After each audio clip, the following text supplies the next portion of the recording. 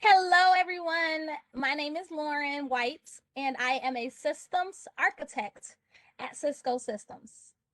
I am super excited to talk to you all about my journey into engineering and share some tips that I think might be helpful for you as you start looking at potential careers. So, first, let me just say, I started my college career with no major. I did not know what I wanted to be when I grew up.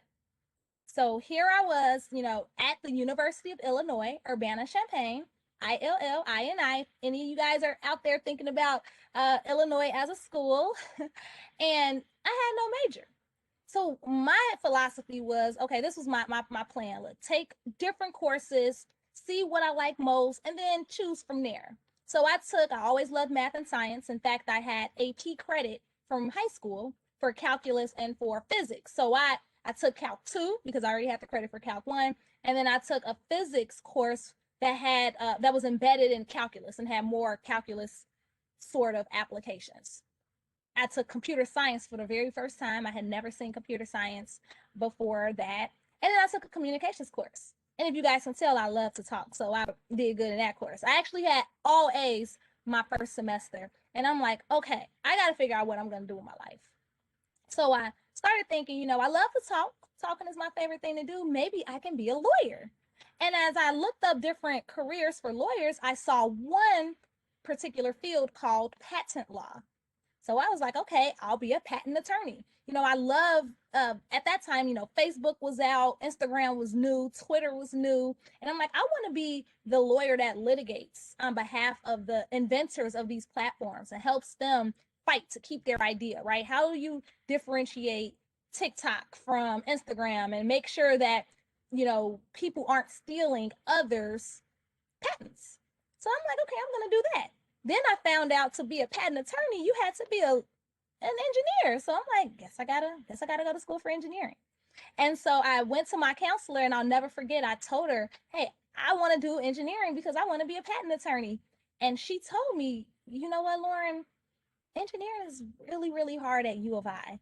Maybe you should look up something else like, sociology or communications or psychology. And at that point, I felt a bit discouraged, but I knew my capabilities. I knew that I had gotten A's in some of those courses and that I could very well do engineering. So I went and got a second opinion from the College of Engineering, one of the counselors and advisors there. And she was super helpful. Oh my gosh. And then she introduced me to another gentleman that helped me too. And from there, it was history, right? I graduated with a degree in electrical engineering from the Department of Electrical and Computer Engineering. So I loved every bit of that journey, uh, even after graduation. But as you see today, I am not a lawyer.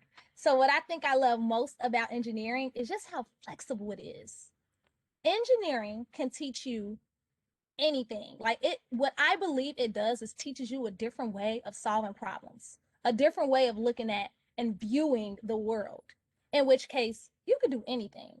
So I did electrical and computer engineering with plans to be a lawyer, but here I am, a systems architect at Cisco, designing networks and infrastructure for customers, other businesses, big, small, large entities, and helping them use technology to grow their business.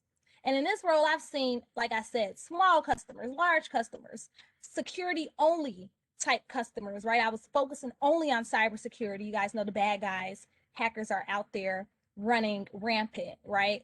And this is what I love to do. And so I think as a student, what you can do to be successful is find all the free ways to get skills. Look up Python, look up, that's the coding language I suggest all of you look at and try to learn Python. There's free information about it on a website called MITx and also Coursera. Take a free class, dive into it, get familiar with it, right? You can do whatever you want to do once you start learning the baseline and getting the foundation in some of this technology. Every industry needs someone to code and develop for them, right? Develop applications. Why not be able to be at that forefront? Another thing I think I really, really always encourage students to do is to look up externships, internships. they are available for high school students. They're available. You know, you find camps and projects. There's so many ways to get your hands on technology at the age you're at that I think would just help you in the long run, right? You'll be able to at least have the chance to see it once, so that if you do decide to pursue engineering, you can always build upon those experiences and say, you know what, I saw this before, and it'll come a much easier to you.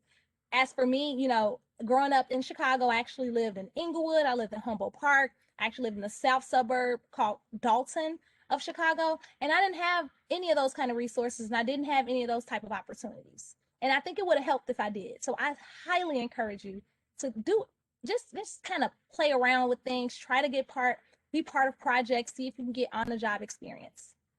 I hope this was helpful. I'm super excited to see you and your paths and you grow in what you do. And please feel free to reach out to me. I'll make sure I share my information.